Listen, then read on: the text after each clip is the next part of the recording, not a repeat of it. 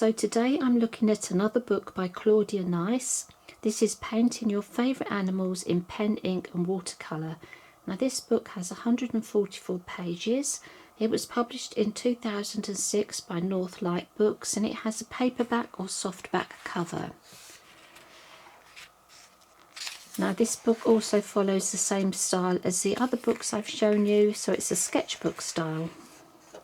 So we start off with a little bit about the author, a dedication, a metric conversion chart, cute animals, and the table of contents. It has simple beginnings, drawing dogs of all descriptions, capturing the character of the cat, the elegant equine, animals of the field and farm, sketching the small and furry creatures, familiar fowl, and index. So we start with the introduction where Claudia mentions that painting and drawing animals is a favourite subject for her, and that really comes across in this book. She obviously has a great love of animals, and she mentions here with simple beginnings that if a person can see and has hand and eye coordination and a desire to learn, that they can follow the instructions, be observant and actually learn to draw. So that's all very promising for us if you're new to drawing. Now we have anatomy, which is all laid out very simply. We've got some simple shapes. You can see the bones underneath the skin. And Claudia talks about using geometric shapes there. And then we have the cat here, look, starting off very, very simply until we get to the actual cat's face. What a cute cat. And we have drawing with brush, using a straight edge to see the subject better, making size comparisons, and we have the first project, page number 1. So we've got some step-by-steps here from the beginning of the drawing, the watercolouring, the ink, drawing foreshortened subjects. That can always be quite tricky.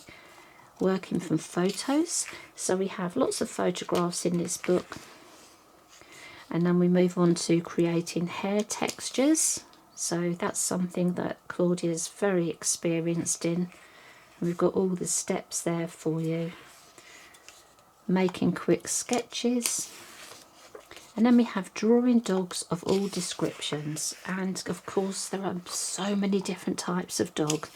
So we start with the basic dog shape.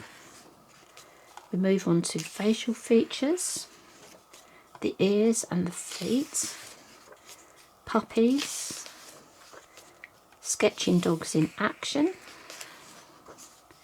creating a pen, ink and watercolour portrait, so that's step by step. We've got the colours here for colour mixing. We have small companion dogs, sporting dogs and terriers, hounds, herding dogs, guardian dogs, all the dogs you can think of in here. Then we move on to capturing the character of the cat. So we start with the shape of the cat, which is all broken down into simple shapes. Paws and claws, hair direction. I think the illustrations in here are just superb. They're really beautiful. We have eyes, ears and attitude, action poses, the sleeping cat, popular cat breeds, create a pen and ink portrait, so that's project number 3. So that's all again starting from your very basic shapes, and then the finished picture shown actual size, McTabby kitten. Now we have a watercolour portrait here, so again step by step. Then we move on to the elegant equine, and again we start off with all of the information we need, the bases, all the basics of the horse, different parts of the horse, drawing the contours, the eyes and hair, ears and muzzles. Project number 5 here, step by step. Have legs and hooves, and then the flowing mane and tail. Drawing the complete horse is project number 6. Placing riders on the horses. The horse in motion. We have a little foal here. Common breeds and colours.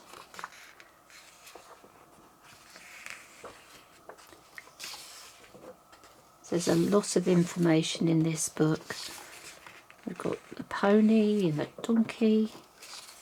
Designing a horse painting. So we've got some composition there. And then we move on to animals of the field and farm. So we've got cattle to start with. Another project there. We move on to sheep. Goats. Let's have some close-ups. Llamas. Pigs. Different types of pig. And then we have deer. Creating a background. And then we move on to sketching the small and furry creatures. As you may know, I'm very fond of small and furry creatures. We start with rabbits. We've got ferrets, guinea pigs, hamsters, domesticated rats and gerbils, and squirrels and chipmunks. And then we move on to some birds. So drawing the basic bird, and we have feathers, ducks and geese,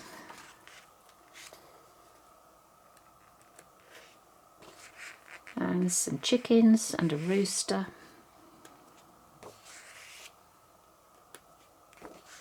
Canaries and finches, budgies and cockatiels, and parrots. And then we have the index. So I think this is a wonderful book on drawing animals. So instead of having all just wild animals in here, we've got our domesticated animals, we've got the farm animals, we've got big animals, we've got small animals, we've got birds.